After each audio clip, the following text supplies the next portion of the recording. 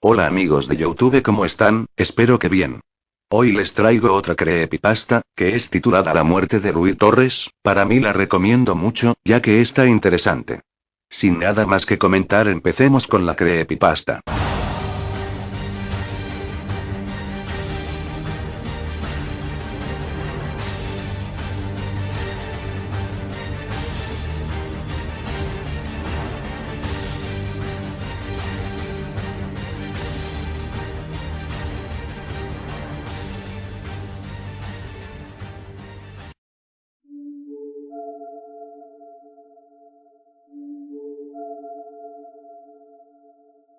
Yo trabajaba de camarógrafo en el programa de Art Attack en la época donde conducía Rui Torres. Las grabaciones se hacían en Londres. Él era muy dedicado y le encantaba su trabajo, además se llevaba bien con todos en la producción. Siempre cuando se terminaba de grabar un episodio platicaba con él o hacíamos comentarios del programa, qué parte le gustaba más del programa, en fin. El tiempo volaba muy rápido en charlar. Se podría decir que yo era su mejor amigo, sin presumir mucho. Incluso me contaba sobre su familia, pues él tenía una hija recién nacida. Se le iluminaba la mirada cada vez que hablaba de ella. Hasta tenía fotos de ella y me las mostraba, pero se sentía muy triste pues casi no sabía nada de ellas y las extrañaba muchísimo. Yo le decía que no tenía nada de qué preocuparse si él les enviaba cartas para hacerles saber que estaba bien. Cada día le enviaba una carta a su esposa y ésta le respondía, y también le enviaba fotos de su hija, que era lo que más quería en el mundo. ¿Cómo no apreciarlo, no lo creen? Un hijo es lo más maravilloso que el ser humano puede recibir. Rui también me contaba que estaba estudiando ingeniería en telemática, pues su carrera como actor no era lo único con lo que pudiera tener éxito, pero me decía que solo iba a estar trabajando un tiempo con Disney Channel y después regresaría a México para terminar sus estudios. Yo admiraba en parte a Rui por los sueños que tenía para darle lo mejor a su familia. Él era muy feliz, hasta que los problemas comenzaron.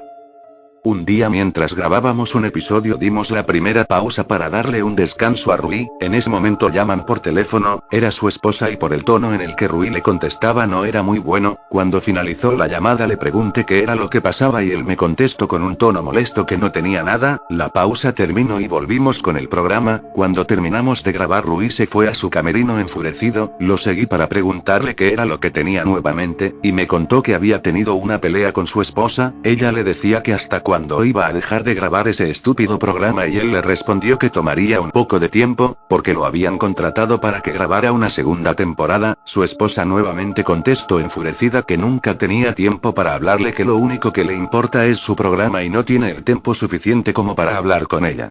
Él contestó que le manda cartas para saber cómo estaban, pero en ese momento ya había colgado. Rui estaba un poco triste y molesto al mismo tiempo, que solo lo que podía hacer era irme y dejarlo solo. Desde ese momento empezó a tener más y más problemas con Elena, su esposa, que hicieron cambiar el humor de Rui. Ya no era el simpático y energético de antes, ahora solo terminaba de grabar y se encerraba en su camerino, pero ese solo era uno de los tantos problemas que tuvo. En el 2002 ya estábamos grabando la segunda temporada, y al parecer todo volvió a la normalidad, y Rui se veía más contento, y todo su coraje había desaparecido, pero fue por solo un momento. Un sábado por la tarde estábamos Rui y yo en su departamento charlando, cuando su teléfono suena. Él contesta, y se queda callado. Su mirada comienza a cambiar hasta que emite un grito leve, y cuelga el teléfono. Se altera demasiado y yo le pregunto que qué le pasaba. Estaba muy alterado y daba vueltas por todos lados. Vuelvo a preguntarle qué le ocurría y él me contesta con un nudo en la garganta: mi hija está muerta.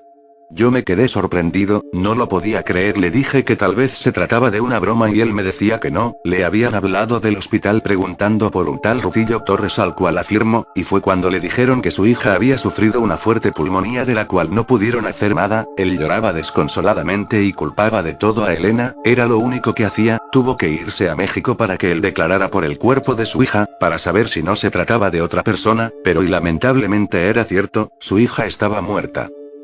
Pasaron 2 semanas y Rui regresó de nuevo a Inglaterra, a los estudios de Disney Channel. Me alegraba que estuviera de nuevo aquí, pero su mirada era otra. Me contó que después del funeral de su hija su esposa le pidió el divorcio, pues ella ya tenía una nueva vida con otro hombre. Rui estaba destrozado, pero después de algunos instantes su cara cambió, como si nunca hubiera pasado nada. Bueno, y hay que comenzar de nuevo, me contestó. Yo le dije que hacía bien que actuara de esa manera, pero en el fondo su mirada no me daba buena espina, solamente le seguí la corriente. Desde ahí fue donde cambió completamente. Después de que se terminara de grabar un capítulo, Rui se iba a su camerino entusiasmado, como si tuviera algún plan o tramara algo. Lo seguí para saber qué es lo que hacía, pero siempre se encerraba. Solo lo que podía hacer era pegar mi oído a su puerta y escuchar. Oía que hablaba con alguien, murmuraba e incluso se reía de una forma macabra. Sentía un escalofrío que recorría mi espalda cuando lo oía, y así estuvo por meses mientras se grababa la segunda temporada. Todos en el estudio notaban su cambio. De hecho, llegó a agredir a los productores y a otros trabajadores, los amenazaba y les gritaba. Cuando la segunda temporada estaba por llegar a su fin, decidieron que Rui ya no podía trabajar más, por su conducta, que ya no tenía remedio. Ese mismo día lo llamaron y le dieron su carta de renuncia. Rui estaba tan molesto que se lanzó contra el productor, lo estaba ahorcando. Llamaron rápidamente a los guardias y lograron sacar a Rui. Él gritaba: acaban de perder lo único bueno de su canal, imbéciles. Gritó por todo el estudio hasta que no se escuchó ni una sola palabra más. Muchos trabajadores renunciaron por la conducta que Rui tenía, y los que quedaban temblaban del miedo y rezaban para que no les hiciera daño. Yo solamente guardaba la calma y trataba de no causarle muchos problemas. Nunca me imaginaría que perdería a un colega, aunque yo seguía trabajando ahí. Pasaron 4 meses de la renuncia de Rui que empecé a investigar en dónde se encontraba. Patty, una amiga del estudio, me contó que Rui se había trasladado a México, pues tenía que terminar su carrera de ingeniero en telemática, y quizás volvería a rehacer su vida. Me pareció algo extraño ya que una persona con la mentalidad de Rui no tuviera la capacidad como para seguir estudiando, mucho menos para tener una familia, pero decidí dejar a Rui que hiciera su vida como se le dé su gana. Yo aún tengo la mía y él la suya, sea como sea.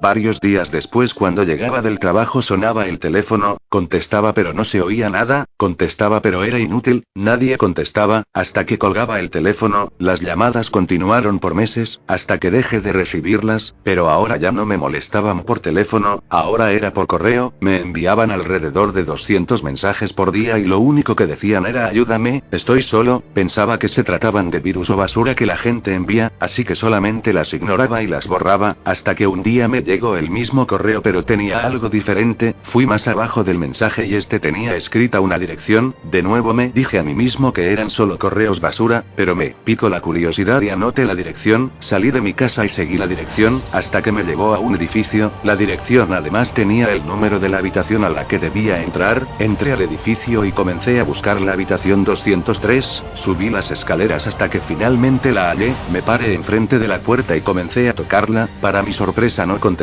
nadie. Tomé la perilla de la puerta para comprobar si tenía candado. Cuando toqué la perilla de repente sentí un escalofrío recorriendo toda mi espalda, y podía sentir un ambiente negativo. Se sentía pesado y sofocaba. Le di vuelta a la perilla fácilmente, lo que decía que la puerta no tenía ningún candado. La abrí lentamente, para lo que descubrí era un departamento desordenado y sucio. Caminé por la sala pero era difícil ya que había muchas cosas tiradas en el piso, además apestaba como si un animal hubiera muerto, hasta que llegué a una puerta. La abrí lentamente, no podía creer lo que veía. Estaba el cadáver desnudo de una persona. Me horroricé demasiado, me acerqué lentamente para ver de quién se trataba. Me paré enfrente de él. Era Rui. Además tenía una nota pegada en su pecho. Decía: sé que cometí errores, nunca debí comportarme de esa manera, ahora estoy tan arrepentido que mi salvación es acabar conmigo, ya no tengo otra salida. Miré su rostro por última vez, lloré desconsoladamente. Estaba a punto de retirarme de la habitación cuando volví a oler ese olor, pero era aún más penetrante y provenía del baño. Abrí la puerta y encontré los cadáveres desnudos de 2 jovencitas envueltas en una tina de sangre. Estaban desmembradas. Salí pálido de la habitación cuando volví a toparme con más cuerpos. Incluso me sentía sofocado, como si algo me impidiera salir de ahí. Traté de correr pero era difícil. Cuando llegué a la salida, salí corriendo. Para mi buena suerte no había nadie en el edificio. Bajé las escaleras rápidamente pero aún tenía en mi mente esos cuerpos. Incluso empecé a escuchar risas que me alteraban más hasta que desperté. Estaba en el hospital. El doctor estaba en mi habitación y le pregunté qué era lo que había pasado, a lo que respondió que un inquilino de un departamento lo trajo porque lo halló en las escaleras desangrándose, y que debía estar en la sala de cuidados intensivos para monitorear mi avance. Me quedé aliviado. El doctor me dejó para que descansara y cerró la puerta. En ese momento apareció una silueta de lo que podía ser Rui y me preguntó cómo me sentía, y yo le contesté que estaba bien, a lo cual le pregunté cómo estaba también, y él respondió que más o menos, que aún no se acostumbraba. Te acostumbrarás. No pasó más de un mes y me dieron de alta. Desde aquí en adelante, ya nunca más estuve solo.